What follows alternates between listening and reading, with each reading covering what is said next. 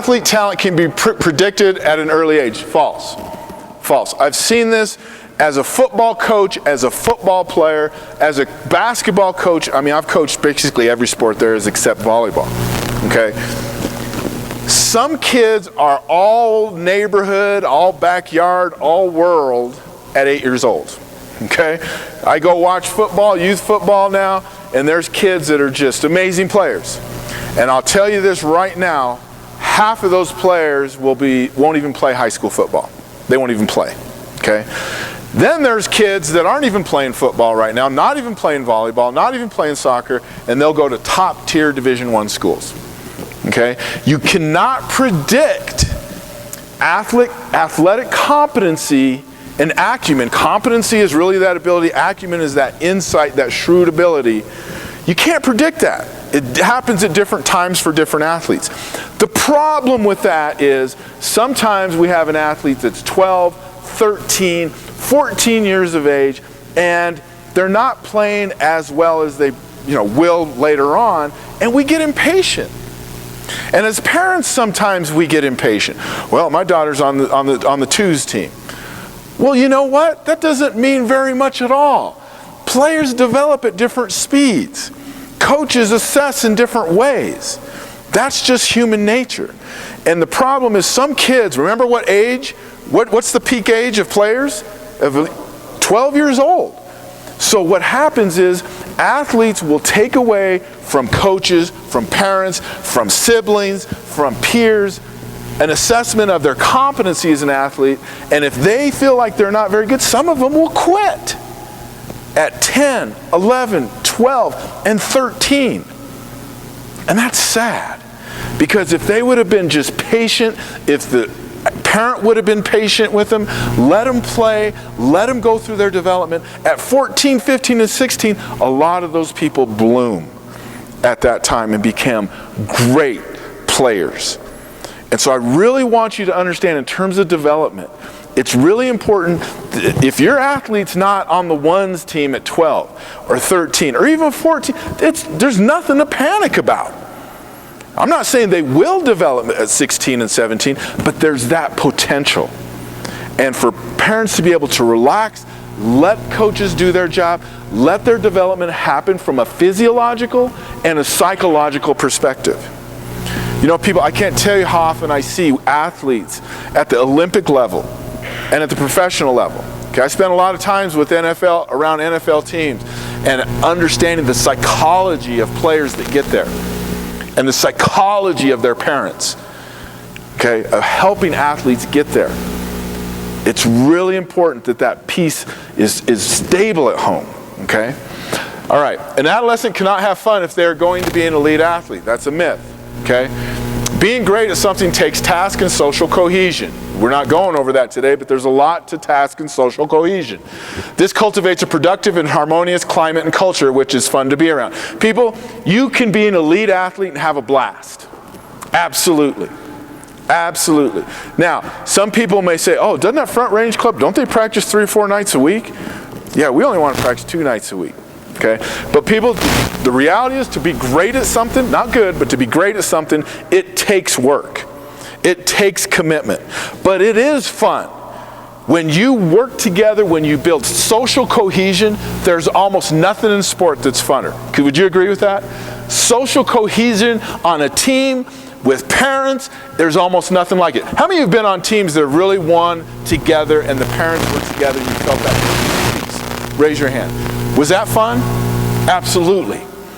So that myth that if you're an elite athlete, it's a grind, that's not true. In fact, there's a lot of evidence and research out there to support that the highly elite athletes tend to get better grades, tend to adjust better socially, and tend to have a lot more success when they get to the college level.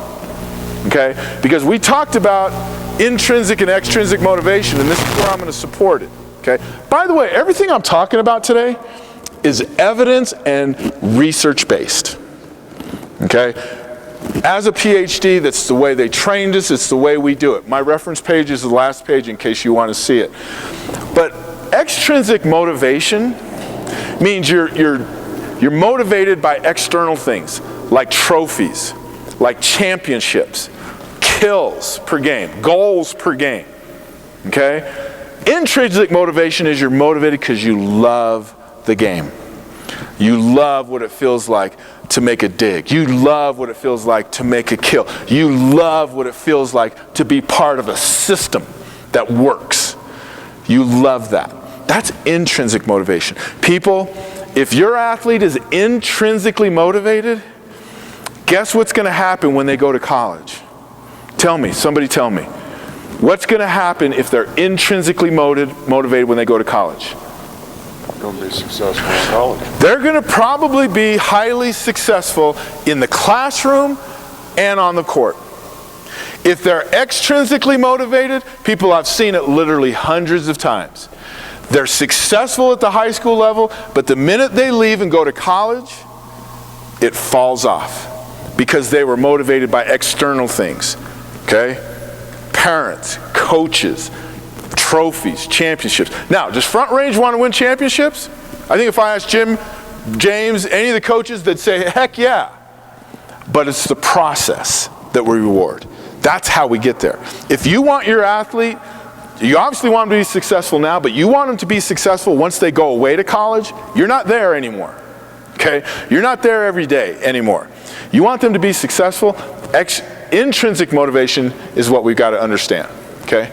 Intense training will lead to an athletic scholarship, okay? No, in reality, less than 5% of all athletes will get an athletic scholarship at a Division I level. Okay. Now, those numbers are skewed here because you guys are an elite performing volleyball club. That number is higher for this group. But still, understand it's a small number. And it's just not intense training. Okay. The point is that a big part of what we have is we have intense training, great coaching, but it's got to be great parenting too. And people, this is the new piece. Like in interpersonal communication, the cutting edge construct that we talk about is listening skills. You know, it used to be, well, what can you help this organization? Well, I'm a great communicator.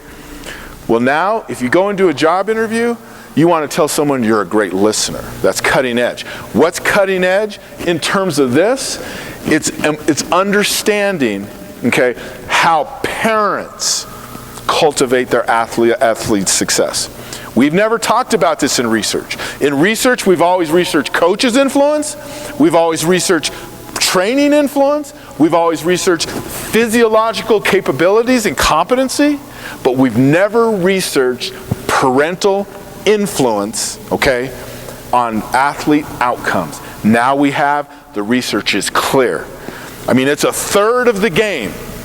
You know, in football, we say it's broken up into thirds: offense, defense, and special teams. A third of the game for athletic success for adolescent athletes is parental support that's appropriate. A third of it. And that's what the research is explicitly clear. Okay? Did you hear what I just said? It's explicitly clear. We can undermine our own athletes' development. I did that. I'm going to share with you in a while.